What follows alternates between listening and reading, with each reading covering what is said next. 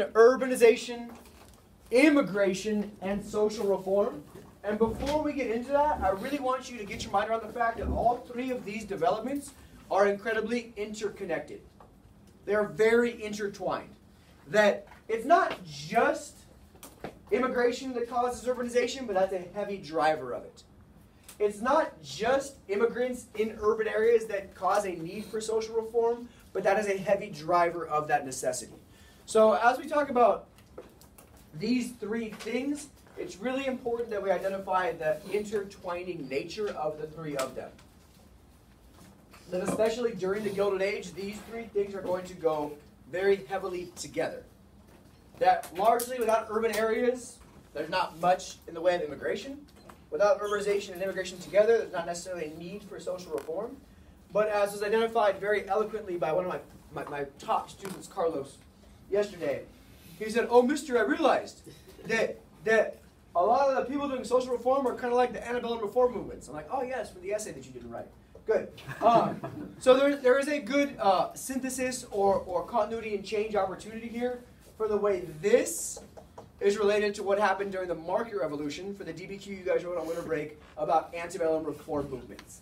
There's a good connection that I want you to get in your head before we start about how much relationship there is from economic growth and then the need for reform movements to address that economic growth. We talk about the market revolution, which hits in mid-period 4, about the time of Jacksonian democracy, a little beforehand because of the War of 1812 and the like. And then with it, after that, we need abolition movement, temperance movement, transcendentalists, all these movements that are directly related to that market revolution desire to start making money. Likewise, we spent the last 2 classes talking about the huge industrial revolution, and what do you know, here comes creeping back up again, this need for social reform. Now this social reform we're going to talk about today is just the seeds. What those seeds will grow up into is a period 7 conversation about the progressive era. There's a whole era of reforms that comes after this, but it technically falls in period 7, so I'll hit that on day 2 of period 7. We'll talk about these more aggressive reformers that pick up the legacy of the antebellum reformers, of those like Dorothy Dix, those like Horace Mann, those like even a Ralph Waldo Emerson or a William Lloyd Garrison, to try to fix society's ills. That's going to happen after the Industrial Revolution as well. So we go market revolution, antebellum reform, Industrial Revolution, progressive era. A good opportunity there for some continuity and change over time. Let's get cracking. Key concepts are there. AP prompt is there, but we're not going to answer it because today we're going to instead focus on a short answer question that I have at the back of your notes about urbanization. So that's back there. We'll get that done as well. Your outline is as follows. We'll talk first about urbanization, who is moving to the cities and why, as well as new immigration and the way those two things go hand in hand. We'll talk about political machines, which I imagine some of you found a little bit confusing in your reading, but it's a cool way to look at, but not cool, but it's a good. We'll have some diagrams and some really good cartoons about political corruption at the city level for these machines. We'll talk about nativism, and I put nativism round 2, because is nativism a new problem in American history? No. We talked a lot in period 5 and in period 4 about these old immigrants, the Irish, the Germans, and how they were hated on by society. Those jobs that put up posters like N-I-N-A, no Irish need apply. We have a whole political party, the American Party, or the Know Nothing Party, that deals specifically with nativist issues and gets absorbed into the Republicans. So we'll have a new round of nativism, but it's important that we understand in terms of continuities as well. This is a recurring problem in American society. And we'll end today with social reform. So let's talk immigrants. Who migrates? The poor. Yeah. Do rich people up and move? No. So a big similarity you could have identified in your AP prompt that I asked you to write is the fact that in both cases it really is more of the lower class of society. Now, helpful to understand that old immigrants look like me. You guys think I'm old? Perfect. Right? Old immigration, if you see it on a prompt or on a question, old immigration is this guy. Western Europe, the British Isles, Northern Europe, France, Germany, England, etc. White freaking people. So yeah, there's some diversity, but it's just diversity of whites. Different flavors of white. right? A little French vanilla, a little vanilla bean, a little, right? So it's important to understand that old immigrants are largely white, are largely Protestant, and are largely English speaking. So they're going to be hated on, specifically the Germans and specifically really the Irish, because the Irish are not Protestant, they're Catholic. But they're going to be detested by society, but they're going to have a way easier time fitting into society because they look like everybody else. So sure, maybe their culture's a little different, sure they're new, sure they're different, but at a very foundational level, a lot of the things that they do and they are and they're all about are very similar. They are coming from nations with higher levels of literacy. They speak English, they can read English, they know English, and in general, they come with some sort of occupational skills. The Germans in general are farming, and they're farming in the Midwest. These states that are now like Wisconsin, Minnesota still have a huge a huge German presence from old immigration. They don't stand out as different necessarily, and at this time, before a ton of revolutions in travel, immigration is more expensive. Immigration is more expensive, so it's not the poorest of the poor that are coming. It's still not the rich, but it's not the bottom of the financial classes of society. So old immigrants are targeted by nativism despite all of these advantages. That's important to get your minds around. Despite the fact that they look like everybody else, for the most part they sound like everybody else, they can fit into society pretty well, they have some skills, and they're not super poor, they're still hated on by this nativist movement in America. So with all that being said, when new immigrants come that don't look the same, that don't sound the same, that don't speak the same language, that don't have the same cultures, that don't have the same beliefs, how are they going to be treated? If this group is treated poorly, we can assume that this group will be treated even worse, and that is accurate. So new immigration is largely from Southern and Eastern Europe. Places like Italy, Greece, Croatia, Poland, Russia, Jews. Because immigration is so much cheaper, because travel is so much cheaper, because the world has shrunk, it allows even the bottoms of European society to migrate to America. So you're not picking up this lower middle class anymore, it's this lower class. An underrated part that I think is super important that I'd like you to identify too is these people are coming from more modern political systems. Maybe not fully democratic countries, but countries that have some sort of representation. These people are coming from autocratic countries, for the most part. Countries with no representation. People, because they make a difference in our chat about political machines. People that have no concept about what it means to have a representative government. People that come from places where the government just does whatever the hell it wants. So they're going to have no problem, for example, like trading their votes for economic favors. So they're like, what does it matter?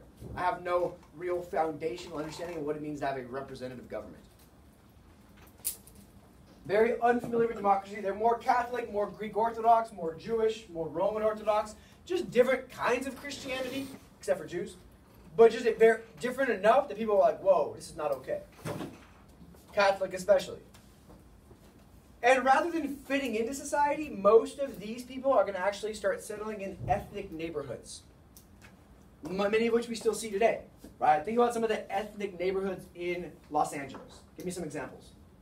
Koreatown. Koreatown. What'd you say? Grape Street. People said like Mexican something? Chinatown. Grape Street. Chinatown. Why Grape Street? Little Tokyo. Okay, kind of. That's not necessarily an ethnic neighborhood, though. Chinatown, Koreatown, Little Italy. Little Tokyo. Little Italy. Yeah. I never heard that. There's a little Italian section in the northwest part of the country. Romania. Little Romania town. That's off like right below Dodge Stadium. Ethnic neighborhoods. If you go to New York City, for example, though, way more. Like Little Italy is huge. San Francisco, Little Italy is huge. Chinatown is huge. Yeah. These Little Tokyo, that's Japanese culture. Koreatown, that's Korean ethnic neighborhood. So these new immigrants are going to want to settle, because they don't look and sound like everybody else, they're going to want to settle where people are like-minded, like appearance, like sounding, and just similar cultures, food, religion, language, experience, etc. Which is then going to make even more of a nativist push, because now there's a clear divide. oh, the Americans are here and those are the immigrants, because they're not settling into American culture. What's a word for that? Settling into culture. Yeah, adaptation, but the word I'm looking for is assimilation. They're not assimilating. They're not blending in. Now, I'd argue one of the best parts of American culture is the fact that immigrants don't have to blend in, because that's my opinion. But America in the 1870s and 80s are like, look at that. That's where the immigrants are. That's a problem. And a quarter of them, it's a very important term for today, are called birds of passage. Birds of passage. And that means they are coming here to work and then taking the money they earn home to their country. That's going to cause more nativism, because then we're thinking as a society, like, look at them. They come here for our jobs and they don't even spend their money here in America. They're taking it back. So about a quarter of them throughout the Gilded Age, these new immigrants, are taking their money home and spending it in their home country. They're not trying to move to America. This part cracks me up, because America's like, oh, we hate immigrants. And then immigrants come to work and then leave. We're like, why are they leaving? Right? Like even today, our political conversation is like, oh yeah, the immigrants, they're coming for American jobs. They're sending the money back to Mexico for their families. But you prefer they bring their families? No. Then what do you want them to do? It's a no-win situation oftentimes for waves of immigrants because of this mindset. A no-win situation. So just some maps, some cool. I got some arrows here for Brett. I did work on this last night, you know. Old immigration. Yeah, look at that.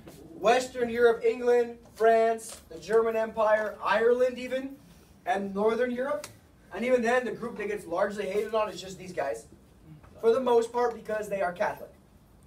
Whereas now, new immigration is much more so from Southern Europe, like Italy, Eastern Europe, Greece, Russia, what will later become the Soviet Union and other Eastern European states, Poland and the like. So there's a big geographic difference, and I'm not even accounting yet for the fact of what's happening on the West Coast, because the West Coast isn't that big yet. But on the West Coast, who do we see coming in great numbers? Asians. Yeah, mostly Chinese. Mostly Chinese. So because most of America is still centered in the East Coast, most of the big cities on the East Coast, we'll spend more of our time focusing on Eastern U.S. immigration like this. But because, where's the U.S. from here, from this map? You ready for this? Yeah, to the left, thank you. It's west. West. I mean, I guess if you went east far enough, you can come back around. Yeah, I got you. So here's the U.S. Where's Asia? To my right or left? Right. Left. So where's Asia? Yeah. What's your question? I know. I said, where's Asia? He's My the right or left? US. I'm the U.S. To the left. Yeah, okay, thank you. Left to the So of course then, Asian immigration is going to come largely to the West Coast. And we'll talk about that more. So where? Where are they coming from? This helps. Old immigration is here. And even as it's transitioning, our newer immigration hits a lot of Southern Europe, Eastern Europe. But we're still getting English immigrants, German immigrants as well. So it's not that the immigration changes necessarily for Western Europeans. They're still coming. It's that we're adding in a whole bunch of other new bigger groups. So it's not like immigration just turns off from Ireland, from England, etc. It's that we're adding in Russia, we're adding in Greece, we're adding in Italy, we're adding in China, we're adding all those other countries. So why? These factors largely look the same as they have over time in American history. There's good similarity. From a push factor, back to my language from literally the first day of school, from a push factor standpoint, why are they leaving their homes? Why are they being pushed out? Poverty. Poverty, political turmoil, and mechanization of farm work. This is a downside of industrialization. As we've in Europe at least, instead of going to happen in America, we'll talk about it on Tuesday, excuse me. We've mechanized our farms, so you need less laborers. You need less labor because you have machines doing it. In Europe, there's a ton of overcrowding and joblessness because population has grown rapidly. So they're going to go from really crowded cities in Europe to really crowded cities in America. But what does America offer? We can't fix this problem, but America's going to offer jobs they couldn't have had in Europe. And there's a ton of religious persecution, specifically with the Jews in Southern and Eastern Europe, Russia, Greece, etc. Pogroms, some stuff from world history that I don't have time to get into, because that's not my job, whether or not Mopes did his. But there's a lot of Jewish persecution in Russia, in Southern Europe, in Eastern Europe, which is causing a ton of Jews to come here. So why here? They could have gone anywhere in the world, right? That's push factors why they're leaving. But why, of all the places to go, why here? Why immigrants here always? Kat, talk to me. There it is, the American dream, right? So even if conditions are going to suck for a lot of immigrants in America, and I could say that in 1780, in 1880, in 1980, I'll probably be able to say it again in 2080, but my old ass will be dead, or I'll be alive at 93 years old and miserable, right? Also, he'll be feeding me with a spoon. I'm going to hire him as a personal assistant. Yeah, right? I'm going to have a pre-brunch, a brunch, a post-brunch. But this American dream idea is that there is this reputation that is now a worldwide reputation, that America is a place for political freedom and for religious freedom. And to a large extent, that is true. Do Americans like Jews? No. Do Americans like Catholics? No. Do Americans kill Jews and Catholics? Yeah. No. For the most part. We'll talk about the KKK in the 1920s rising back up as an anti-Jewish, anti-Catholic, anti-woman, a lot of things organization. But for the most part, like, are you socially ostracized? Yes. Is your life in danger? No. There's economic opportunities, especially in this idea of the New West. There's farmland that's available, although most immigrants don't make it out to farmland and instead are going to work in urban cities and industrial jobs. There's industrial jobs in U.S. cities, and it's gotten much cheaper. There's these huge new industrial steamships. Thanks Industrial Revolution, thanks Market Revolution, thanks Transportation Revolution. We talked about the steamship and the Market Revolution as being a big deal because you can now finally travel upriver. Now we're going to even like quadruple that in size, and now you can get across the Atlantic Ocean much quicker. Much quicker. And there's much cheaper trips, especially one way. Very inexpensive one-way trips make it easier for anybody to come. Middle class, lower middle class, or lower class are all going to have access to the ability to move to the United States. Now I got to erase those freaking circles. Good. So from an immigration standpoint, I have some good numbers for you. But the thing I want to point out first, before some angry redneck gets mad on my YouTube, which happens from time to time, the United States is a nation of immigrants. It was a nation of immigrants in 1860. It's a nation of immigrants now. Immigrants helped build this country, right? Whatever you want to say about the political conversation about it, immigrants are woven into the fabric of the United States. And frankly, they always will be.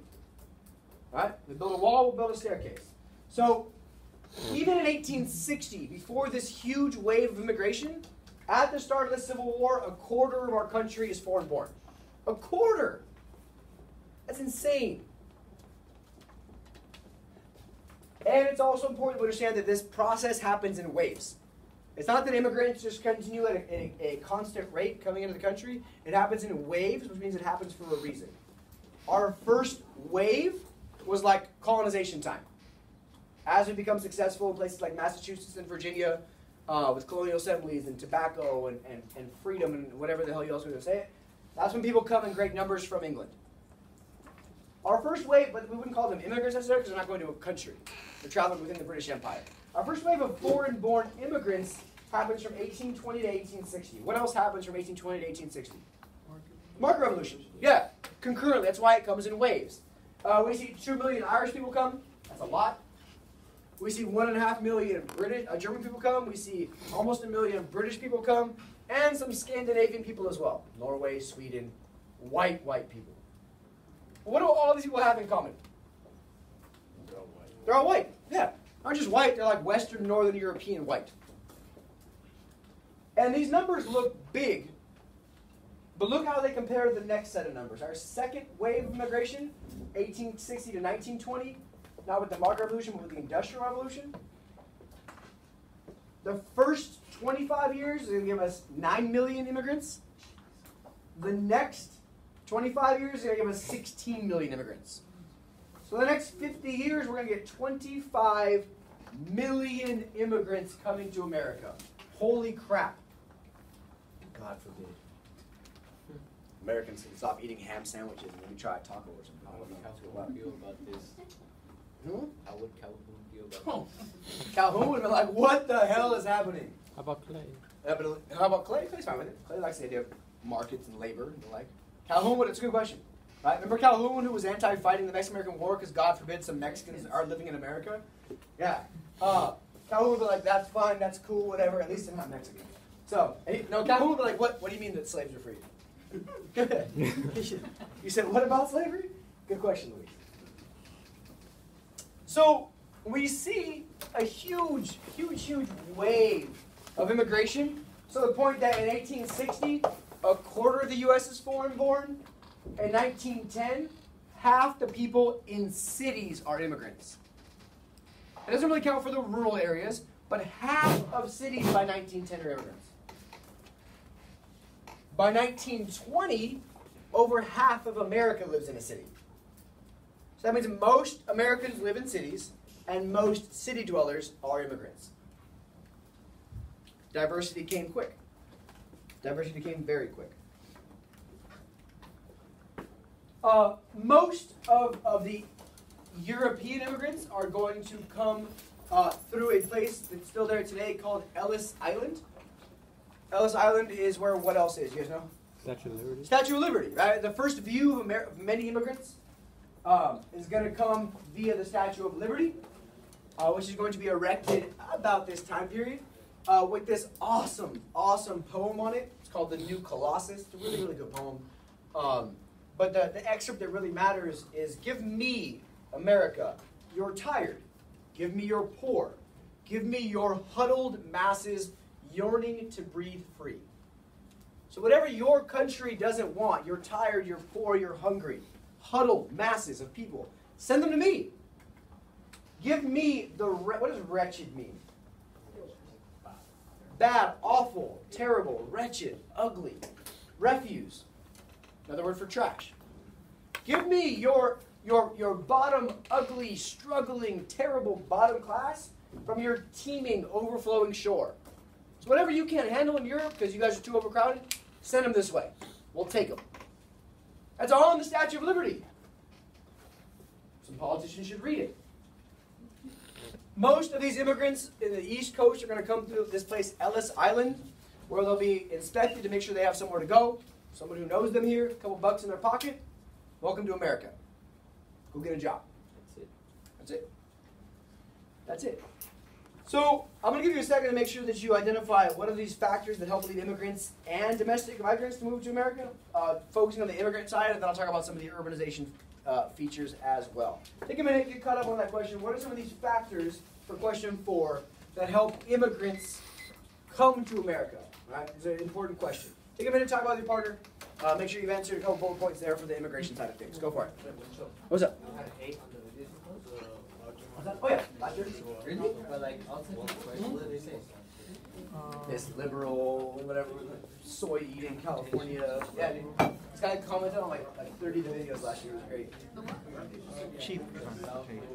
What factor? Not just full factors. What are just developments, so like industrialization. Yeah. The shifts being quicker and cheaper.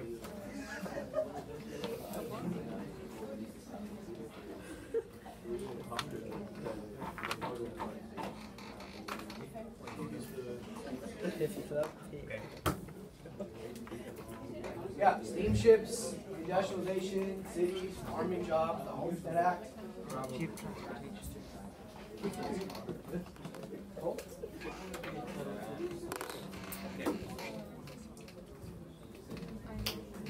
All right. Yeah, easy, cheap opportunities.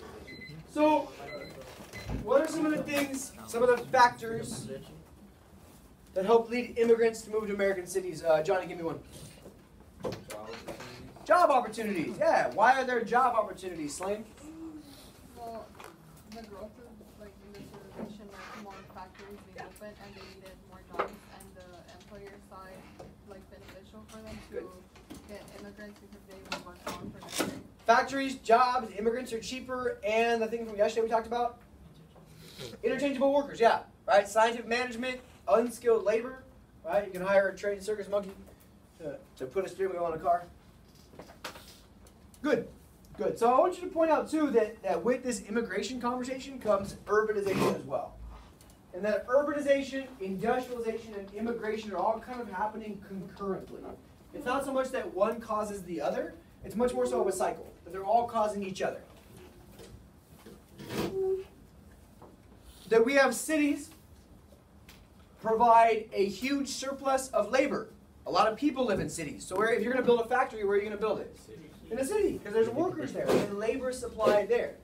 Not to mention, we have a more advanced set of infrastructure, so you can transfer your raw material from wherever it is you're mining it, farming it, or whatever, to a city via railroad. So you don't need to build your factory or whatever it is you're producing close to the resource. You can build your factory close to the labor. Close to the labor. In the market revolution, so go back one revolution, what is the driving power force for the market revolution? How are we powering our factories in the market revolution? Raw material. No. Like what's the power source that's making, not steam yet? Electricity. Water. Yeah, so most of these factories, it's not steam, are being built on rivers and streams, so the rivers are turning the water wheel, and that's powering the machines. So now, because of steam power, oil power, coal power, you don't need to put your factory at a river, you can put your factory at a labor source, hence cities. It's a big difference, and I want you guys to be able to delineate. So cities provide laborers, but cities also provide the back end of this. They provide a market, a place to sell your stuff. Whatever you're producing, the people can make it because there's people there, and there's also enough people there to buy whatever mass-produced goods you can sell. This is part of what you guys read about this new consumer culture. Some of you read it, of people being able to buy stuff with some of their extra disposable income. That creates a much more like consumer buying culture in American cities. Department stores and the like was part of the end of that chapter. So it's not just immigrants, though. It's also internal migrants. People leaving America, rural areas, farm areas, and moving to cities, leaving farms for industrial jobs, leaving farms for commercial jobs. Because farming is going to start, we'll talk about this on Tuesday, but farming in America is going to also mechanize. We're going to have more factory-style farming, which is going to reduce the amount of jobs in farm work as well. Important innovations that are more engineering based, like bridges, that are going to be able to bridge cities with more outside areas, especially some of our cities that are surrounded by water, like in New York, like in San Francisco. Bridges and skyscrapers are going to really modernize American cities. The best example of this is New York City. Anybody here been to New York City? New York City is mind-blowing. Because you look at downtown, and downtown's big. And then you go to New York, and New York is as big as downtown height-wise, but then for like miles. It's crazy. And downtown LA looks big and impressive. I drive through it twice a day. It's lovely. Yeah. But in New York, even in Manhattan, the whole Manhattan skyline is, every building is that tall, and there's like 1,000 times more of them. And so many of those buildings are built here during the Gilded Age, the Empire State Building, etc. So we see bridges, we see skyscrapers. What do these things have in common in terms of the innovation that goes with them? What innovation allows both of these things to happen? Steel, right? Because it's steel. Elevators help too. But I'm not trying to climb that many stairs. Steel is the reason we can build up. If you build a building this tall with wood, what happens to the wood? Yeah, it collapses in on itself. Right? If you do it with iron, the raw material that leads to steel, it rusts and corrodes. Steel, however, lasts much longer, is much stronger, is much more durable. We're going to see cities expanding outward from their central business or industrial area, which is going to then lead to this idea of suburbs. We're not going to really talk suburbanization until the 1950s, but it's not so much that cities are here now, but cities are getting much bigger in their size. Where you see, this is where this is Chicago, for example, another really, really cool city that has a huge amount of growth in this time period. But there's their central business district. And then around their business, where all the businesses are, in yellow is the industrial area, where they're producing things. Outside of that, the light blue is where people are living. So the more residential areas where people are actually, you consider that kind of today like a suburb. The residential areas. And then in the pink are more parks, open space, and undeveloped land. Now Chicago is significantly bigger than that, but you can kind of see this idea of rings. I think about it like rings that are going outward, where you have the city obviously can't spread out this way because this is a freaking lake, a huge lake, Lake Michigan. But you have like the inner ring is your industrial area, the outer ring is the central business, industrial where they're producing things, and then the residential area, and then so far outward. And then with every passing year, these rings get bigger. There's more industry, there's more business, there's more people living there. So this idea of concentric circles. Because of industrialization. But as cities grow bigger and larger and spread out more, we even start seeing some urban infrastructure and urban transportation because people can no longer walk where they need to go. We don't have cars yet, but we're going to start seeing trolley lines, subways, elevated rail lines, which is what they have in Chicago. It's called the L train because it's elevated to this day, where people can now get around from their residential area to work. If you look back to the Chicago map, Chicago has the L train to this day. It's basically the same map that they had in 1902. It's crazy. It's super efficient, but it's old. It feels like the thing's going to fall apart and break. All these little dotted pink lines are trains. No way? Tell me about the L train in Chicago, please. Oh, it's still here to this day. Good. What else we got going on? It's an L. What? No, it's not an L at all. It's elevated. It's above the ground. So as you can see, it's transferring people from their residential areas to their industrial areas to work. One of the reasons that Los Angeles, for example, has terrible public transportation, whereas Chicago's is great, New York's is great, Boston's is great. Why is ours so bad? By the time Los Angeles became big, 1920s, 1930s, 1940s, 1950s, we have cars. So because one of the reasons our public transportation is so poor is by the time LA becomes a big city like these other cities, we already have cars. So we don't want to invest in all these trains and trolleys and subways and other things. New York has their subway below the ground. It's phenomenally easy. It's crazy. You walk under the ground, you get on a train, and then 4 minutes later, you're where you need to go. So now LA is trying now to recover and do things like the Gold Line, the Red Line, all these, the Expo Line, all these lines. But now we have to do it above ground, where there's already roads, houses, etc., and it makes it much harder. At least I know how to drive this somewhat. Why don't we go under? Because of earthquake fault lines. And building foundations. It's way more expensive to go under when stuff's already here. Some of it, like for example, they're doing the one that connects the Union Station with the. They're doing one project that's going under right now. It's going, yeah, and it's taking forever because you need to dig under and secure everything really safely. Whereas before, you could just dig a giant trench, put your track, and then reinforce it on top. But because there's things there now, you can't just go through a house and. So it's important that cities grow large, cities spread out, and that's going to create a need for urban transportation, hence subways, train lines, trolleys, trams, etc. San Francisco has trolleys. They go down the middle of the road all over the place in San Francisco. New York has the subway. Chicago has the L. And California has freeways. Good job, LA. So looking at our urbanization, we go from 20% of our Americans living in cities in 1860 to doubling that population by 1900. But what I want to point out, though, is that this 20% and this 40%, this is not just a ×2 growth. That's not just a ×2 growth because the population has gotten so much bigger. So this 20% is not equal to half of this 40%. It looks that way in a number form, but a percentage is just part of a whole. Because our population has grown so much, it's even crazier that we've doubled who lives in cities. Just mathematically speaking, right? What's 20% of 10? 2. What's 40% of 10? 4. Good job. But 20% of 10 versus 40% of 100 are two very different numbers. So because the population has grown so significantly, take a look at our cities. Take a minute with your partner. Identify some of these population growths, what stands out, what trends do you see, what do you notice? Take a minute and talk about it. Go for it. Go for it. Go for it. Especially Seattle. You know, Go ahead.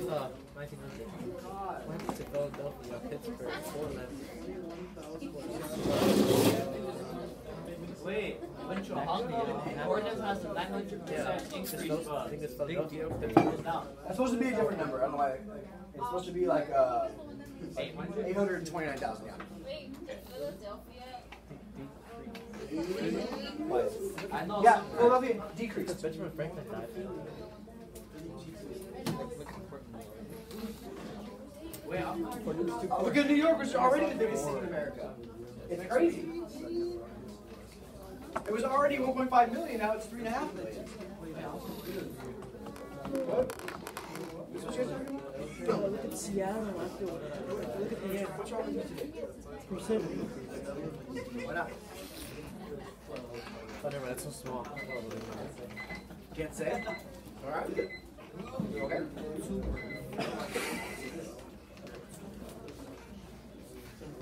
I get it. Alright. Talk to me, please. Kelly, what do you see up here that stands out that you notice that's worth pointing out? Yeah, I would argue the two biggest drivers of this growth in terms of volume. Chicago is now close-ish to 2 million people, and New York is 3.5 million people. Right? What's crazy is like New York was already a big city, but Chicago was not a big city.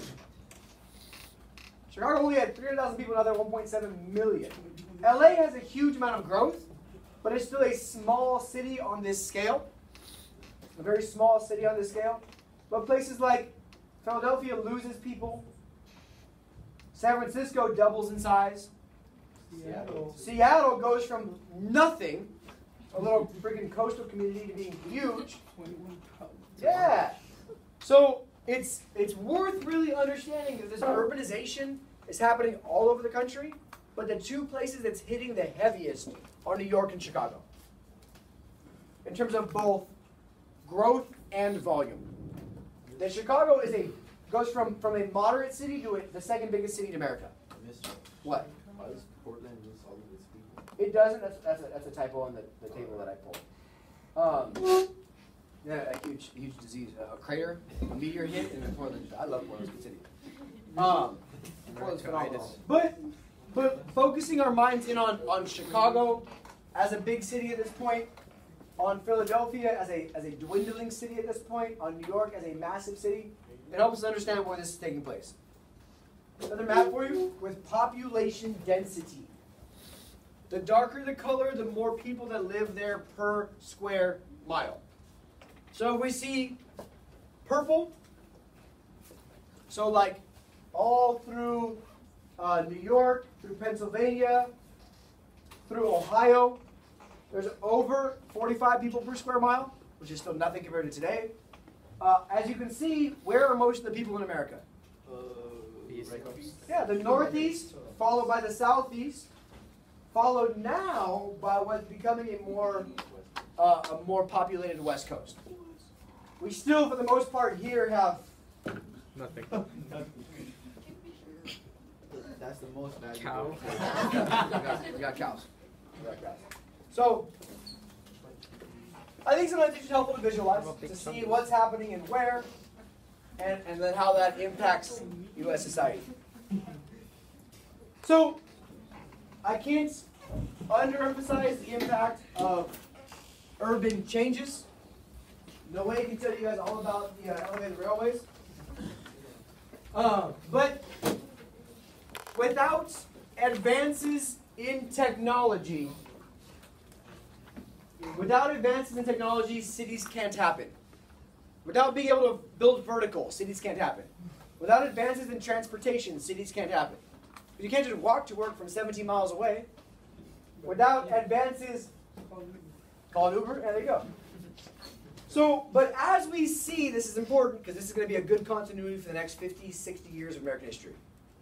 As we see the ability for people to not live close to work, who's going to move out of cities?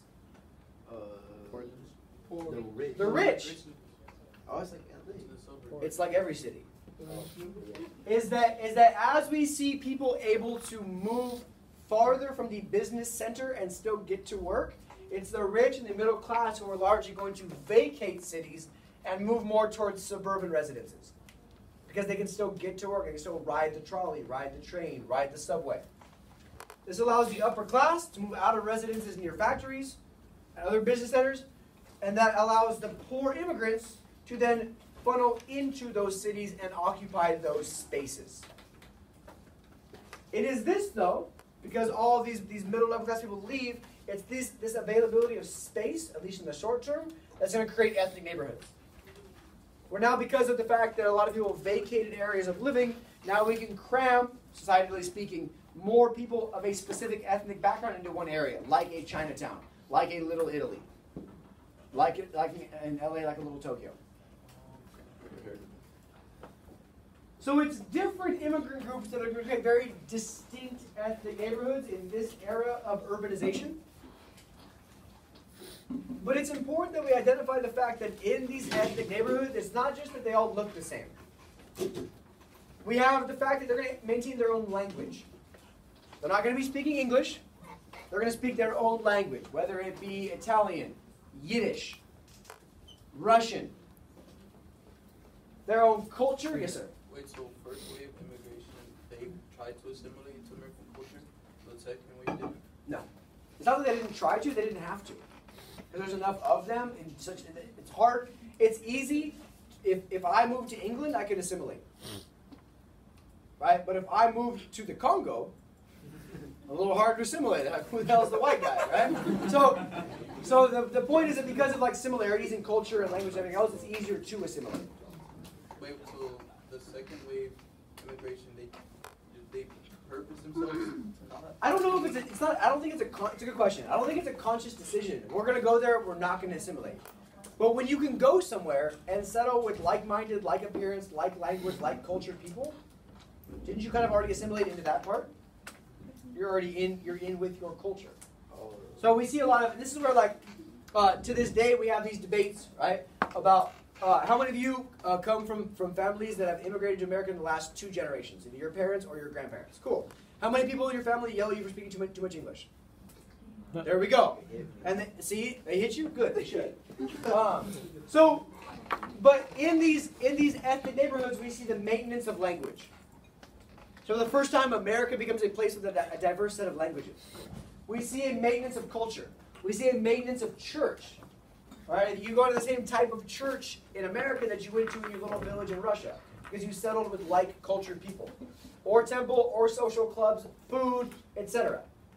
And there's a ton of continuity for these people in where they left and where they settled. But doesn't that become its own pull factor? Yeah. Think about that. That if you know you can go to America and still have something that feels like home, it's a little bit less scary to go to America. Right? Why then, for example, today's world, why do so many immigrants from Latin America settle in places like Los Angeles? Yeah. It's the same exact reason. Not just that it's diverse, that there's parts of Los Angeles that will make you feel like you were at home, culturally speaking. Right? We don't see a lot of people immigrating from Mexico and moving to Wyoming. Exactly. On purpose. Right? I got lost there once by accident. Nebraska. So it's not just that part though, but we see in these social groups, in these immigrant groups, they're supporting their own newspapers that's in their own language. That's reporting on news that's relevant to their community. They're supporting their own schools and their community in their language that's teaching education and parts of their culture. So these neighborhoods are going to be terrible living conditions. Incredibly unhealthy, incredibly overcrowded, often crime-ridden, usually controlled by political machines and political bosses, often called ghettos, but they do serve as springboards, as launching pads, as the next step into American society from their European, Southern, Eastern, Western cultures from home. They allow for what I would call a more gradual release process. That you don't get so culture shocked into America because you have a transitionary period in a culture that looks like yours. So what ends up happening, which I would argue is still much of the American dream today, is these families come to America and they settle in communities where it may not be the best place to live, but it's almost like a halfway point, a halfway house to America. And then it's not that generation that's successful in America, but it's their kids. It's not the family, it's not the Chinese parents that come and settle in San Francisco that becomes quote unquote American dream successful, but it's their kids that have a chance. I would argue the same thing holds true in this community today, which is what makes this community such a phenomenal place to live, to teach, to work, because this is another example of a place in which it is an opportunity for people to work hard and get by in life, and for their kids to then become more successful. Because to me, that's the American dream. My parents didn't go to college. I went to college. Right? You want to always be more successful than the previous generation. And then ideally, my kids will probably be high school dropouts.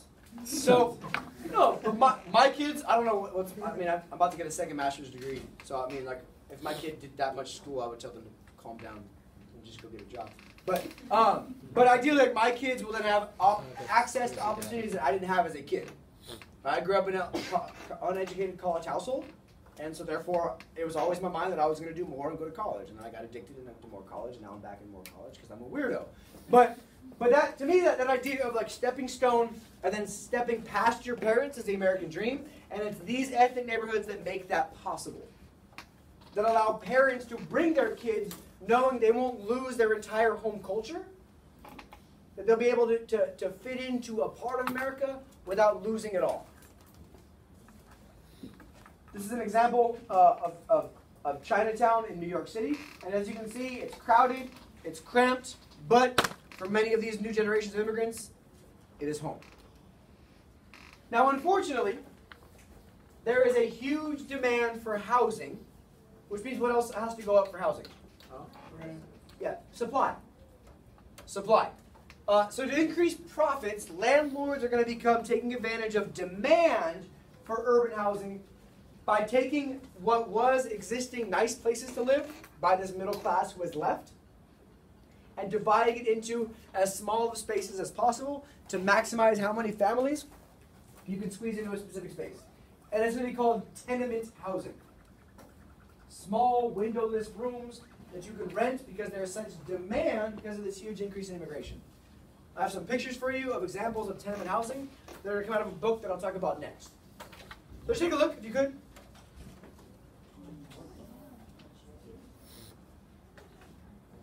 That's a very famous picture next. A very famous picture. What do you see in that picture? A lot of people. Not a lot of space. I got person, person, person, person, person. Yeah. And in these tenement houses, what we see is we can cram more than, if you think LA's crowded now, oh boy. With these slums and tenement apartments, we see in New York City, for example, in some of their most congested areas, over 4,000 people living per city block.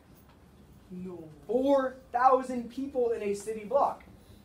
And in New York City, every block is pretty uniform, about a quarter mile, not a big space, 4,000 people. Because we are cramped this way and we are built this way. New York City passes a law in 1879 that requires each bedroom, if you're going to rent it out, each bedroom has to have a window. Which sounds, again, like a nice plan, another law passed with good intentions, but we're going to find a way around it. The cheapest way for landlords to get past this law is to create what are called dumbbell tenements. Dumbbell tenements, and I'll show you what I'm talking about in a second. You take a building, there's a building, it's a beautiful building. We're looking at the top view, we're looking down on it. Right, and before, you have all these bedrooms. Do all these bedrooms have windows? No. Which ones don't? Middle ones. Everything in the middle. Everything in the middle. So we're going to put a ventilation shaft or an opening right down the middle of it, so that's open air. And now does every bedroom have a window? Yeah. Yeah. So what you see is on a specific floor, Here's how it looks, a better version. Fire escapes on the outside. We have a hall down the middle, and this open space. So even these inner rooms that I just drew out for you, inner room, inner room, inner room, inner room, inner room, all those rooms still have a window because they have access to that ventilation shaft. Now, does any fresh air get in there if it's a 10-story building? No. No, that's not how air works. Air doesn't go like, I mean, there's still oxygen, but it's not like fresh moving air. It's just whatever gross-ass air. People are dumping their trash out in the middle anyway, and, you know, their fecal matter and the like. On this floor, you might have 6 people sharing this room, 6 people sharing that room, 6 people sharing that room, 6 people sharing that room, all of them sharing that kitchen, and they all share the same bathroom. Who thinks their bathroom's too crowded at home now?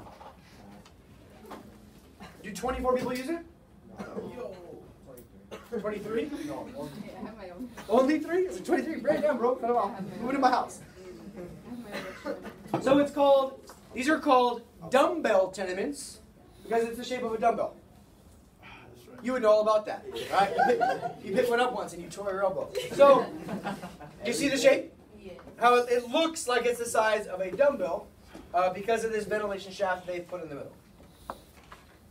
Unfortunately, in these, I'll curl you right now in front of class.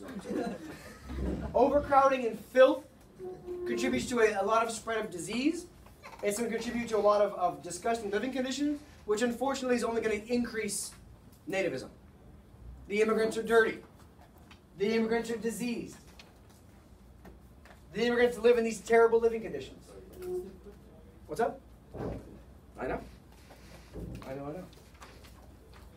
So there's a lot of problems in cities. One of the main ones is overcrowding, which is only made worse by these landlords, which are allowing for this tenement living. We see a ton of pollution in cities. Why is there more pollution in cities? Yeah, that's where the factories are. Thank you, Brenda. Because of an increase in people, there's an increase in crime. There's an increase in bad sanitation, in disgusting water, and therefore in diseases. Here's another example. It's kind of a dark picture. I apologize. But you can kind of see the way everything's kind of built on top of itself. This is an example in New York as well. There's a bigger building, and then there's these little like shanty type of buildings that are just built up as landlords are trying as much as possible to get as many rooms as possible to rent out. But again, this is still step 1. Fortunately, this is the way it goes. This is step 1 of the American dream. That these people are going to come here, we're going to settle in places where we know we're comfortable, and then our kids will have access to opportunities we never had. Now, a lot of these urban problems are going to be exposed by a very important term, which will play a role here in period 6, but more so in that progressive era that I talked about, called the muckrakers. This group of journalists that are trying to expose problems in society. One of the problems trying to expose is these living conditions. And one of the most famous of them is named Jacob Riis. In my opinion, one of the most important books written in American history. This is back-to-back class, and you have an important book.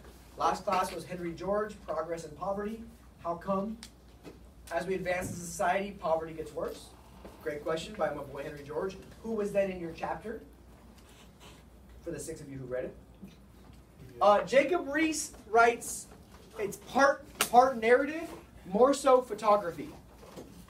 He's going to use this another new innovation of flash photography to capture pictures like this. Pictures like this is his, and it's in this book titled How the Other Half Lives. Again, one of those things in American history that's titled very appropriately, like Progress and Poverty. We make progress, we're poor. How the other half lives, who's the other half? The immigrants, the poor, right? The underside of the Gilded Age. The half we pay attention to is all shiny. How's the other half living? How's everybody else living? He published this book in 1889, full of photographs like this,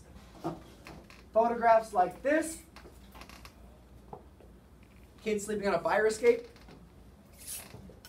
photographs like this, photographs like this. I'll turn one light off so we can see that a little better.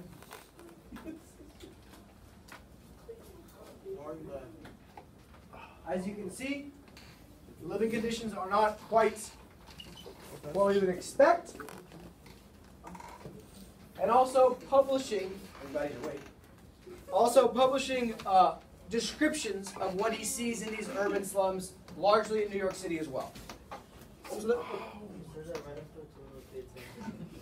good, bud. Thank you. Did the American-born working class also live like this? Or is it just... Did the American-born, most of the working class at this point, to be quite honest, is immigrant. Oh. But yes, the American-born working, I can't tell you which of these is immigrant, which one of these is American-born. A lot of people leave farms, come to cities, and live like this as well. Especially when we see, for example, like the Panic of 1873, the Panic of 1893, the Panic of 1907. When the financial downturns happen, like everybody's living like this, except for those that own the businesses. J.P. Morgan's over here just bailing everybody out and living in this castle. So the rich live in the better conditions? What's up? The rich live in better conditions? Oh, the rich don't even live anywhere near the city. Oh. When is it like that these immigrants would say like they thrive, like their status increases? So, that's too broad of a question. I also have a part of his text of the book, which I'd like you to read now. It's from, again, How the Other Half Lives. And I want you to identify what are these specific characteristics does Reese identify, and very importantly, like he's trying to expose problems to help people, but how might a book like this impact the way everyday Americans think about immigrants? All right, take 6. It's just 2 paragraphs and a question. 2 questions, excuse me. And you're reading. Go for it. Go for it. You're reading.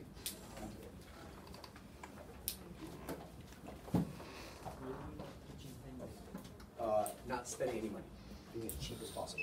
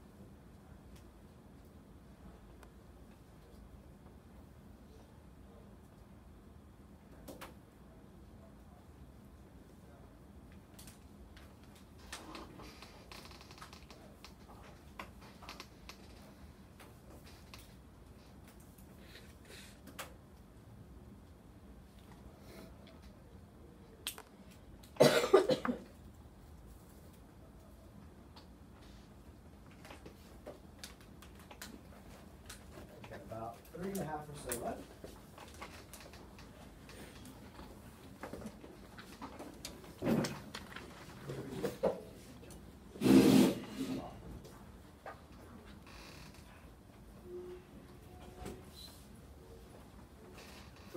Three minutes. Sharon, read. Alternate selection.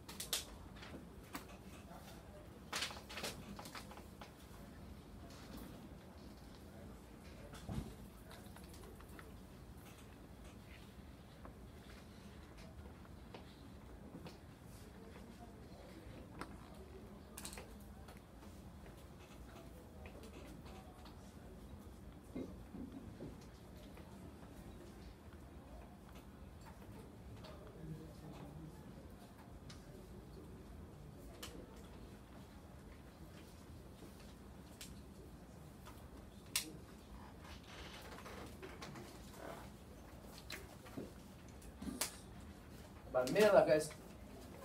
Some of the conditions that are according to my boy Jacob Reese.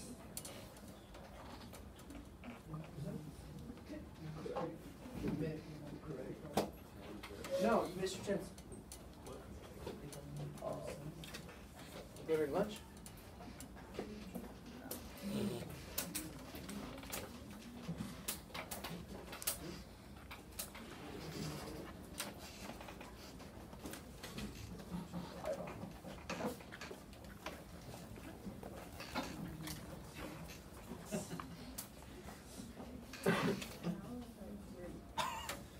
Who needs more time?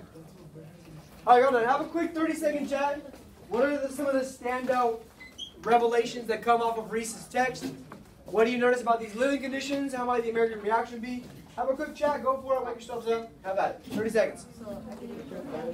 What did you write?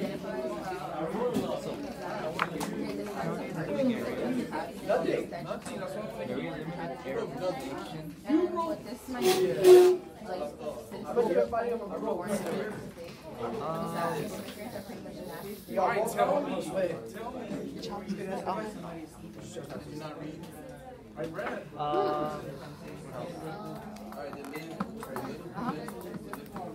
Dirty air, people things, horrible conditions, and we heard that she has their little rats. No necessarily use country clubs if they can't afford it, they shouldn't have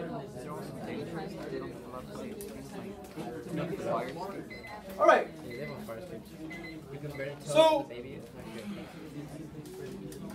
Babies are rats. I like this text because it gives you access, other than pictures, into the word, the written word description of living conditions in these tenements. Right? And despite this, you would think this might be a deterrent for immigrants to come to America. Not the case. Because the opportunities provided are still oftentimes greater than what they would have opportunity-wise at home. Anybody have a standout comment from the text that you want to point out? Excellent. Not even Luis. Cool. So turn your page, please. Please. And what we see in these urban areas largely is solving these problems that you see, that you read about. Who should solve these problems? The government. What it's actually just stepping into the void to fill the problem are actually political machines. So these problems in cities are going to lead directly to political machines, and I'll explain that as we go. So cities grow. The first problem is cities grow too fast. So the city governments, the local governments, whether it be the mayor, the city council, they don't have the ability to solve these problems. The city cannot keep up with the needs of the people. The city cannot keep up with the problems. So we have problems with transit or movement of people, water, sewage system, sanitation, safety. Those are all problems we see in cities. The solution is political machines will step in and provide these services that people need. Food, jobs, clothing, healthcare, etc.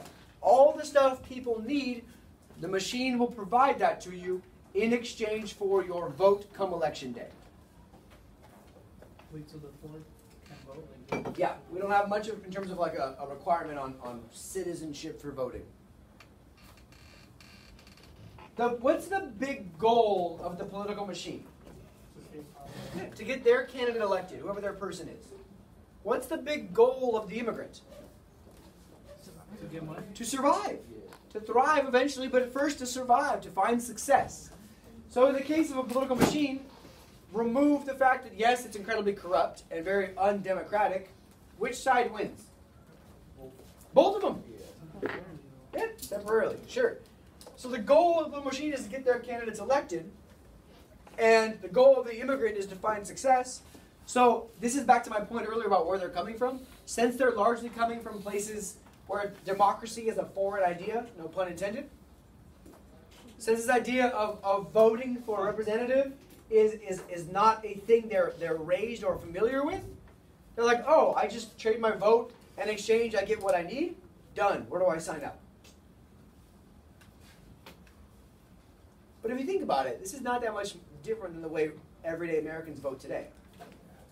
They vote for candidates that promise them things, In the case of the political machines, though, they're voting for candidates that are giving them actual, tangible things they need. So now, here I am. Let's think about this for a second. I'm the political machine. It works largely like the mob does later in America, right? And you are all immigrants. Welcome to America. I'm racist. So, I'm going to give you guys what you need. I'm going to give you a place to live. I'm going to help you find a job. I'm going to give you what you need healthcare-wise. In return, what are you going to do for me? You're not voting for me. I'm just in charge of the machine. I'm not the politician. I want you all to vote for Slane come election day. Will you guys do it? Yeah. Hell yeah, you will. And now this is the big rub. Who's loyal to me? Us. You are. Who else is loyal to me? Slane. Because I got Slane put into office, I have the power of the votes. I have the people that will keep Slane in office. So if Slane wants to stay in office, what will Slane do? Go to you. Exactly what I say she should do. Hey Slane, you're in charge of the New York City Council. You want a new building built? You know whose company you should use? I got a guy. His name's Eliam. He's going to build you a new New York City library. So now who gets to build the library? What kind of price is he going to charge the city of New York? A lot. A lot. And he's going to give me a cut off the top. And with that money off the top, I'll throw a little bit your way. Maybe I'll get you guys some jobs working for Eliam's new construction project. And the whole, it is genius. And the whole entire thing works together because I control the votes. And with the control of the votes, I control the politicians. I know who gets projects approved in the city. Oh, you want a new bridge built? Ha! I got just the guy. His name's Brett. Yeah, I know. You can hire probably a better bridge builder for $2 million. Instead, we're going to hire Brett to build the bridge. He's going to charge New York City $10 million. And guess what? You want to stay elected? The city will pay it. Brett builds the bridge. I keep her in office. I get a cut from Brett's extra money. Life is good. Who pays the bill? New York City taxpayers, because now they're paying an extra $8 million for this bridge. Do they know that? No. And it all hinges on this idea of me controlling the votes. It's wild, huh? Political machine. The idea here is that this was me. In this conversation, I will give assistance and employment to the immigrants or the urban dwellers. They will give their votes. From a city hall, in this case Slane, she gives out the contracts for all this government work, all these projects, all this building, all this whatever, all these jobs. She gives those people that I say. They turn out and hire my workers. And I really did promise you a job for a vote. And at the center of it is all of this idea of political corruption making the whole thing work. It's wild, huh? So political machines are going to actually serve a great benefit to these cities. They're going to bring modern services. They're going to bring jobs. They're going to bring resources. They're going to bring stuff to these urban dwellers that they need. If government did their job, question for you guys. If government did their job, would machine politics be necessary? No. But at the same time, if employers paid their workers well, would unions be necessary? No. Exactly. So like these things step into a void of necessity.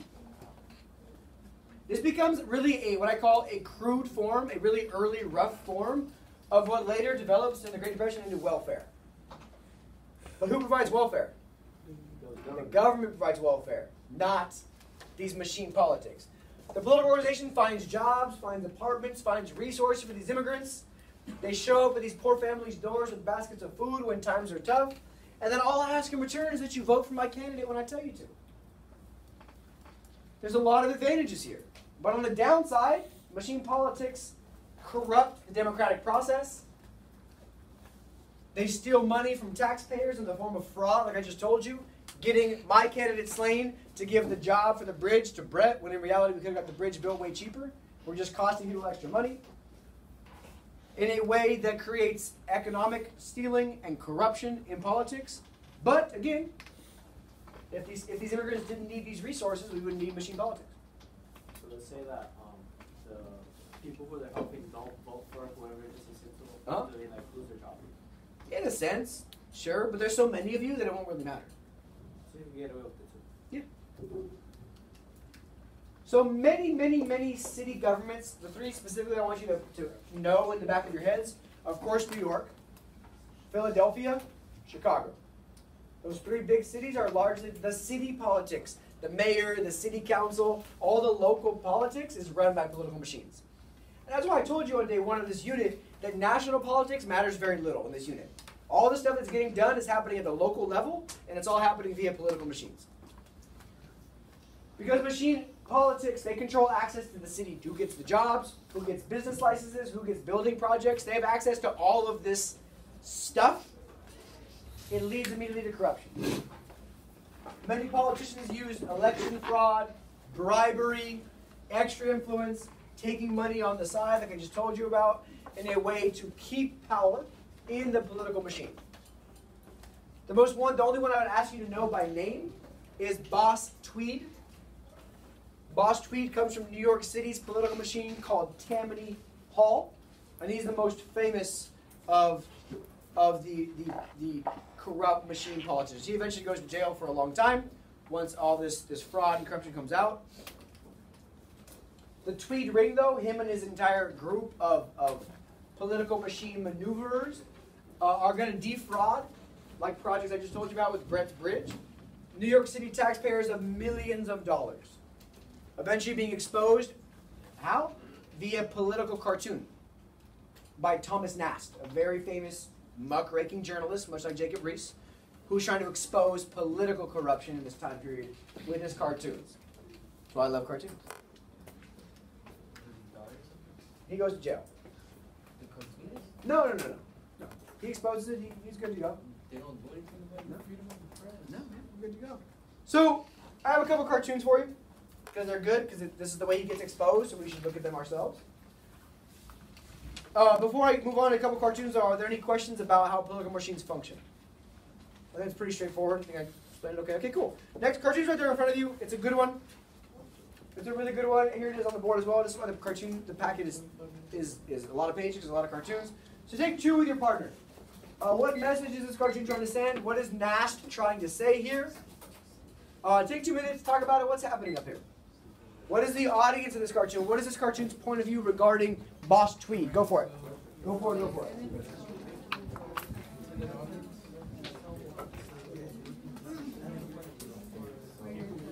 You guys complain the cartoons were too small, so I made them big today. Urban's voting? You know Urban's voting, right? I can get it at 5 o'clock today when we're leaving. It's like a signature. I gotta go. No, you don't? No. So they know it's you. He's like, Whenever you leave, I control. Oh, you don't? After school? I did not think about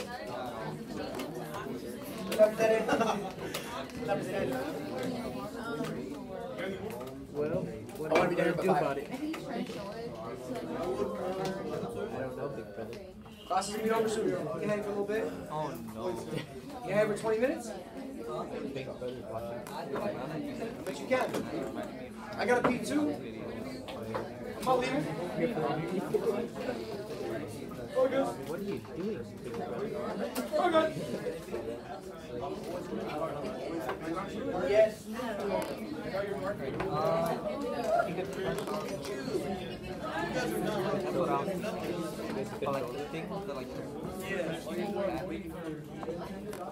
Yeah, it's society. So let me stop you here. Let me stop you here. And I'll have this cartoon. Slaney, talk to me. What do you see up here? What is this cartoon trying to get at? What is Nast trying to do? Well, Ruby and I were talking about it, and we said that it. Well, I said that it looks like as if he crushed New York, and Ruby was pointing out how it's that he's or whoever it is a type of figure, and as it says right there, like the boss. Oh yeah, well, William Marcy Tweed.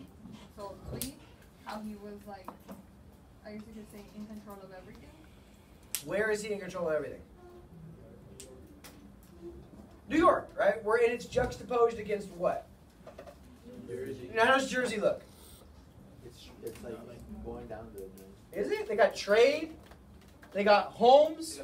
They got public school. Man factory. They got factories. New Jersey's doing their thing.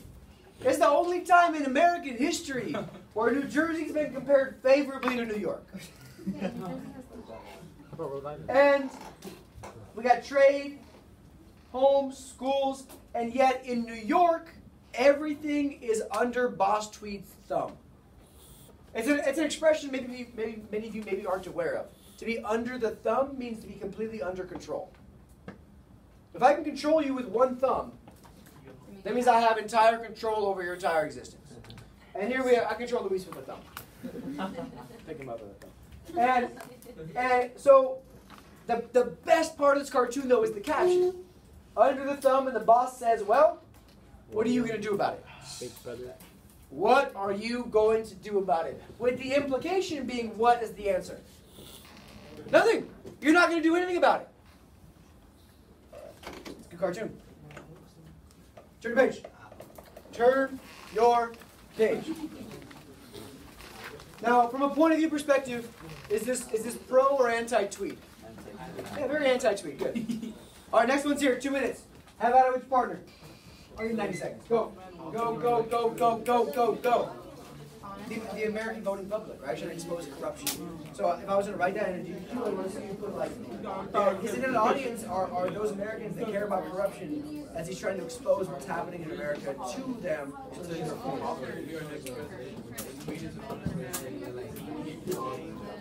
What if you're going? Other books? I guess it's code tweet. The old books? Because who published the new books? Is it tweet or tweet? There's a lot of good stuff in this cartoon. Get into it. Like, Get into it. Get like into it. weed. What if Tweed was on weed? Oh yeah. There's a lot of good stuff in here. There's a lot of good stuff in here. They're dishing out corruption. No. I mean, how they're dishing out these ideals to the. You guys are so childish. They're influencing the poor. I mean, it looks like that one short guy, that one actor. Macaulay Culkin? Huh?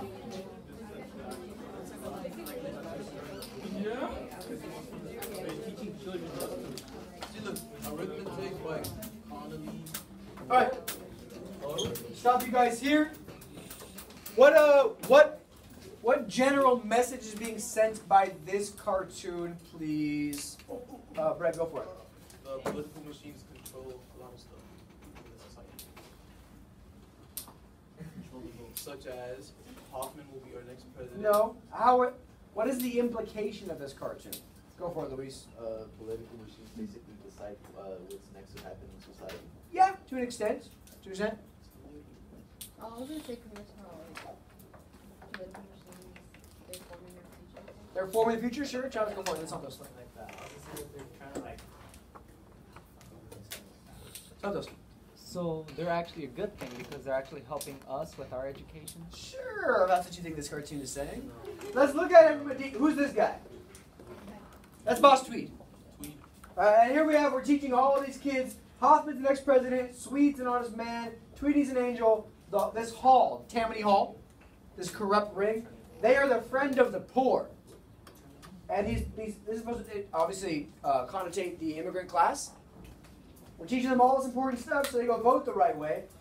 And we have all these new books published by the Tammany Saints to be used in our public schools.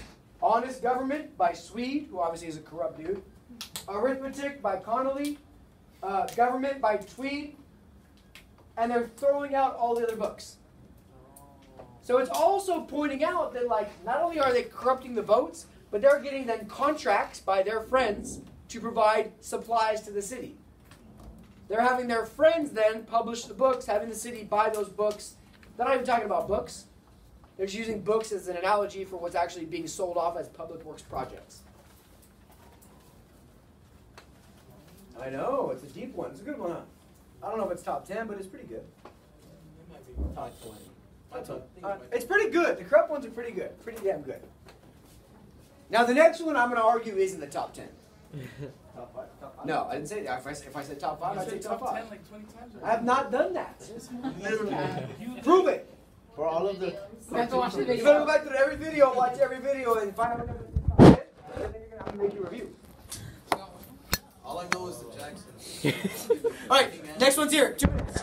2 minutes, 2 minutes. Go for it. Me review. Not bad. I'm gonna go ahead and one by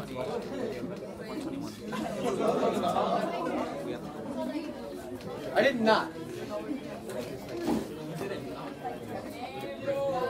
The KFC?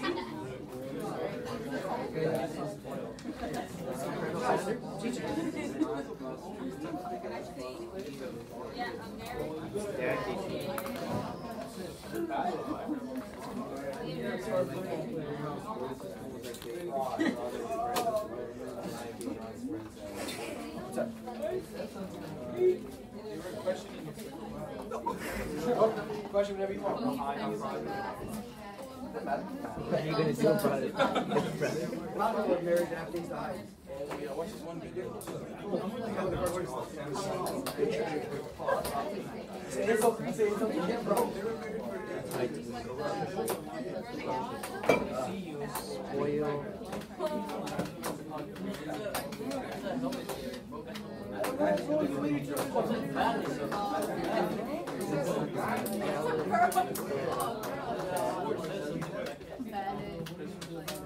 How much nasty is It says the Tammany Tiger Loose. What are you gonna do about Alright, let me stop you here, please. This is a good cartoon. So it's top 3? I'll admit it is. I'll give it. This is for sure top 10. We have the Tammany Tiger is loose. And then again, there's our thread again. What are you going to do about it? And we have our Tammany Tiger. Who is the Tammany Tiger just killed? The people. What? No. The people. Lady Liberty. Oh, yeah. Lady Liberty with justice and law, who we've seen used in the Reconstruction cartoon, for example. He's killed Lady Liberty.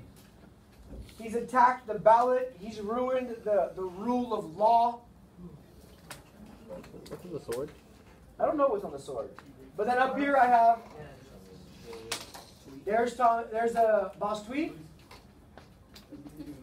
holding a big scepter that says spoils. Back to that carnage of the spoil system of giving jobs to your supporters, this entire corrupt system. I think this implication of political corruptness and this political machine killing the symbolic Lady Liberty of this figure of American justice and fairness, I think is quite deep in this old Roman arena of gladiators, which I think also then connotates one of the reasons that the Roman Empire falls because of political corruptness and favors to your friends. Pretty deep, pretty deep. So one of the main things that comes out of this conversation are these two different theories of culture. And I have about 17 minutes left in this immigrant and social reform issues to deal with. So the idea of some in American history is that immigrants should come and assimilate. America should be like a melting pot, where everybody's pieces all come together and it melts into this idea of America. For example, if I made you a smoothie and it had, strawberries and berries and a bunch of other stuff in it, and it was all blended together, and I gave it to you and you said, "Oh, I didn't want strawberries," could you take the strawberries out? No, because it's blended. It's a melting pot. It's all come together to be one unique substance. But this era of new immigrant is much more like a salad bowl or a pluralist approach. There's less assimilation and more pluralism. Such as, if I made you a salad, had big chunks of everything, right? And you're like, "Oh, I didn't want tomatoes." Could I tell you to pick them out? Yeah. So because this era of immigrants isn't doing this whole quick assimilation process because they can't, because they're from such different cultures, that it's easier to figure out who is an immigrant, because they look different, they sound different, they are different, different language, different culture, etc. Which plays a huge role in this nativist immigrant policies that I'm going to cover next. So, you're on that page, good. So, because of the way in which these new immigrants transition to America or don't transition, we see a huge rise of nativism for the second time in American history. Nativist, by its very definition, is just fear, distrust, and hatred of foreigners. Nativism is not racism, but it could be. Most nativists are racist. People today, the argument being like, oh, I'm not anti-immigrant, I want America to stay like America. About that. Yeah, I got bad news for you, brother. Turns out, you're a racist. So the worries of nativists, they're worried that these people are coming to take our jobs. They're coming to take our jobs. Thing today. A lot of the nativism towards Catholics is fear of the Pope. There's this misunderstanding for much of world history that Catholics are more loyal to the Pope than they are to their own government. So there's this worry that these people are going to come from Catholic countries and they're doing the bidding of the Pope. They're not here to be American and listen to our government. They want to do what the Pope says. And they're coming from different governmental idea type places. Socialist countries, anarchist countries, undeveloped countries. So especially in this time period, because of these reasons, there's a ton of nativism towards these immigrants. Josiah Strong writes a very important book. I'm sure Montes had you read part of it last year, titled Our Country, which deals with, maybe not? Okay, cool.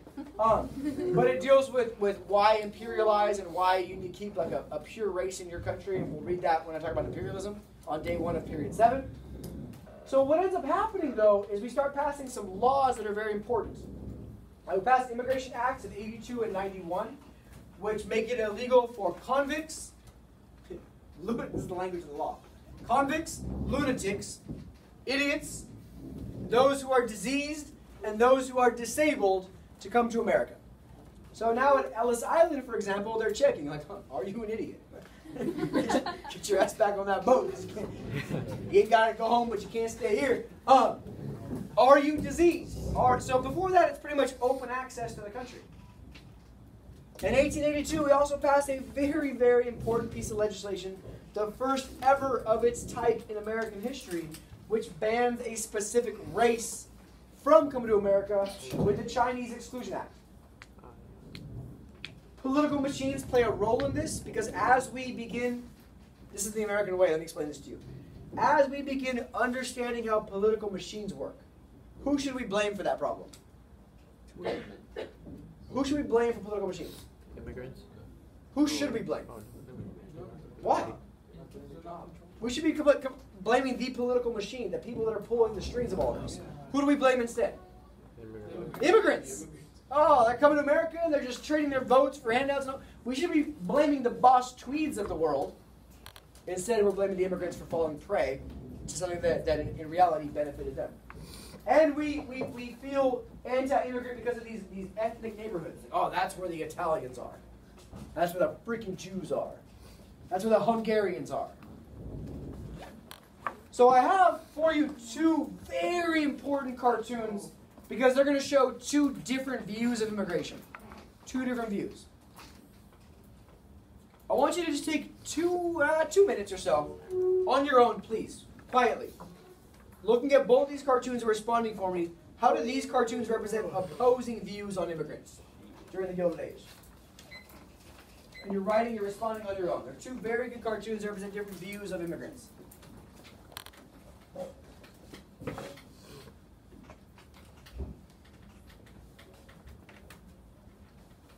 Wrong paper, Luis. I need the date on this.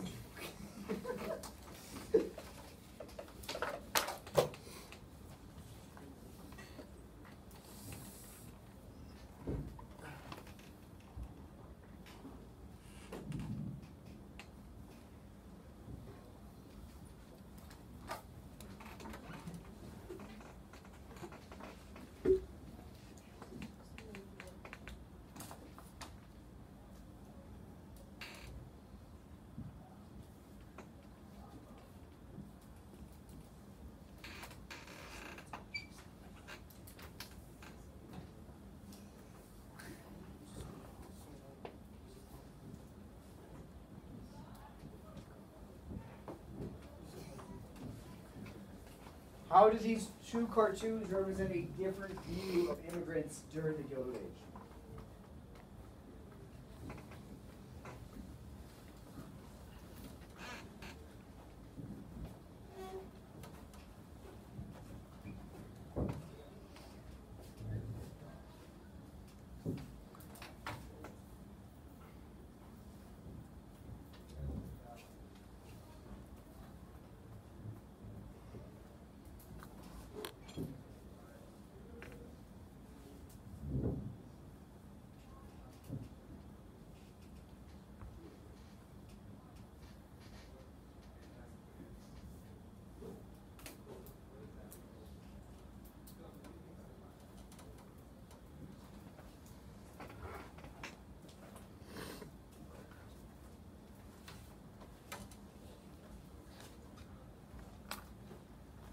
Those of you who are writing furiously, thank you.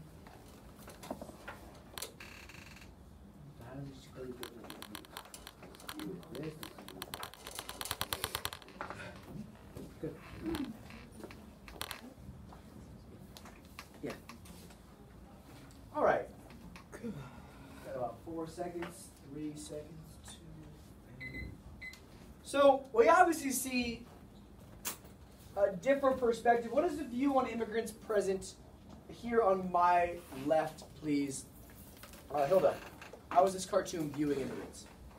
You can see how an immigrant is portrayed as bad and dirty compared to the man who isn't letting him in. Poverty, disease, and who's not letting him in? Uncle Sam, right? America's keeping, even though it says United States of America, walk in. And we see money signs and the like. There's a lot going on here. All right?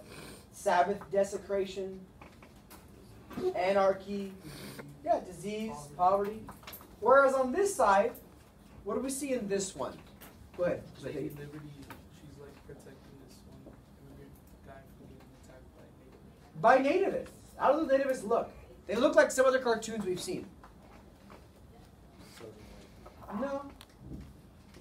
But they're white, angry people. Look, somewhat rural. And this whole idea, what kind of immigrant is this? And we have all this stuff that's anti-Chinese immigrant, and he's just sitting there like, what the hell? And she's protecting him from the angry American mobs. So these two views on immigrants, I think, are very eye-opening in terms of the way America can, should, and does often relate to the immigrant populations. So turn the page, please. We'll finish this strong. So the significance of the Chinese Exclusion Act is it's the very first time Congress has ever restricted immigration based on race, immigration based on nationality. I argue it's a very big black eye on American history by falling to western states like California, Nevada, who worry about Chinese competition for mining jobs. And we just banned Chinese immigration for 10 years.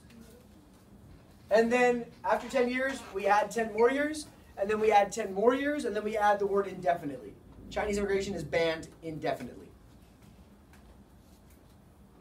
We see Chinese immigration restricted until 1965, 70 years. Like I just told you about, we also see restrictions coming on undesirable people, the diseased, the mentally ill, criminals, convicts. In 1885, we passed a law which restricts temporary workers, those birds of passage I told you about. So we passed a law in 1885 with contract labor. So employers shouldn't be hiring work that just comes temporarily and then goes home with their money. We passed a new literacy test for immigrants, making sure they can read English before they come in, which was vetoed by Grover Cleveland. But even in 1917, when Woodrow Wilson is president, I'll cover that in the 19-teens. Woodrow Wilson is a very, very intriguing president with some deep racial undertones. He allows a literacy test passed. And we started doing medical examinations in Ellis Island for New York and Angel Island for San Francisco, checking to see what these immigrants got going on before they come into America. So with 6 minutes to go, who's anti-immigrant? 3 groups we should know, and 1 reason. The first is labor unions. For a logical reason. The more immigrants that are here, the more replaceable their work is. The more replaceable their work is, the less valuable what they contribute to the business cycle is. So labor unions are worried that businesses hire immigrants to break strikes as scabs to lower their wages. Nativists, just people that are in general not for any economic reason, just for more of a social reason. We see nativist societies like the American Protective Association, who's very openly anti-Catholic, much like the American Party or the Northern Party in the 1840s and 50s. Here comes that ugly thing of social Darwinism again as well. That the social Darwinist perspective is these immigrants are biologically inferior to Western white Europeans and therefore should not come in and taint the American society with their Eastern European and Southern European blood, so to speak. Finally, we have a huge financial crisis with the Panic of 1893, which is terrible. And it's very easy always to blame immigrants. But when people are out of work, they're going to be like, well, I'm out of work. The economy sucks. I'm out of work because of the immigrants. I'm out of work because of the immigrants. A good cartoon in which a Chinese man is looking at all this anti-Chinese stuff about go home, foreigners are not welcome. And who's looking over his shoulder? A Native American. Who's like, oh, how interesting. America's having all these immigrant problems? Tell me about it.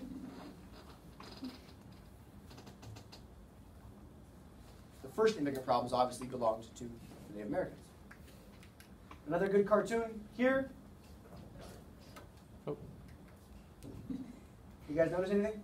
Yeah. Who's coming on the American shore? Nope. No. Crocodiles wearing Pope hats.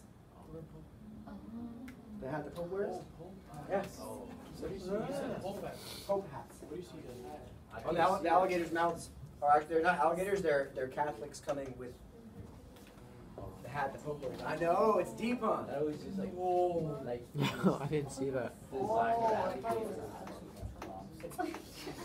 I'm surprised this one didn't make you guys go, oh, more often. No, that was Gucci alligators. I know. So,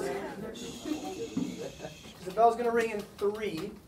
As you can see, red being our northern and western European immigrants. Over time, our immigration becomes more southern and eastern Europe until the 1920s. Foreshadowing. Something's going to change. And we passed some new laws that are very anti-immigrant. Very anti-immigrant. So, some of these reform moves that come that I want you to be aware of before class ends. Because there's a lot of problems in urban living conditions, a lot of problems in corruption. We start to come with some new ideas to fix some of these problems. The big problem I want you to be aware of, the big solution, be aware of just for period 6, before I get into progressivism in period 7, is the social gospel. Not to be confused with social Darwinism, because they are the complete opposite thing. Social Darwinism, leave poor people alone, they're poor for a reason. Social gospel is this new idea that I'm sure you guys have seen on bracelets and whatever, on license plate. What would Jesus do? The first time we see the word printed, this phrase printed, is 1896. What would Jesus do? So it's this new approach. It's kind of like a third great awakening. Much like the second came after the Market Revolution, this is like a third great awakening. With new Jehovah's Witness, the Salvation Army, the Pentecostals, Christian Science. This idea being that we should just treat people the right way. Based on Matthew 6:10, thy kingdom come, thy will be done on earth as it is in heaven. Let's make people more supported. Let's treat people the right way. With the social gospel comes things like what are called settlement houses. Settlement houses. Which settlement houses are going to do for immigrants what political machines did without asking for votes in return. To help support immigrants with education, with daycare, with jobs, with health services. With all these things that political machines did for corrupt reasons, settlement houses are just what they say. They're going to help immigrants settle in America without asking for corrupt votes in return. So this is also like the opposite of the gospel of wealth. Where it's like, I'll just give money for scholarships and resources. No, we'll go down into the communities that need it, build houses, help these immigrants settle. And the most famous of this that I'd ask you to know before the bell rings in a minute is Jane Addams. She founds Hull House in Chicago, which really spawns an entire movement of places like this where immigrants can settle, find resources, find health care, find daycare, help find jobs, help transition to America without asking for the corruption on the back end of things. So with that, there's my main ideas. I'm done, but I want to leave this cartoon up as you guys leave. No, it's more it's modern. Take a look at it.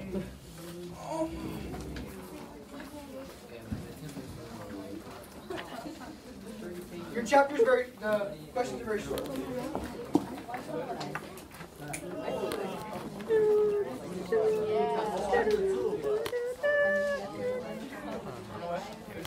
Sorry.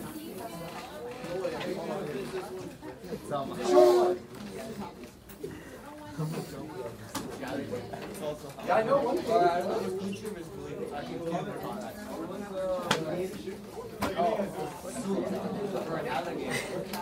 This is your last chapter. This is your last chapter of the period. You stop it.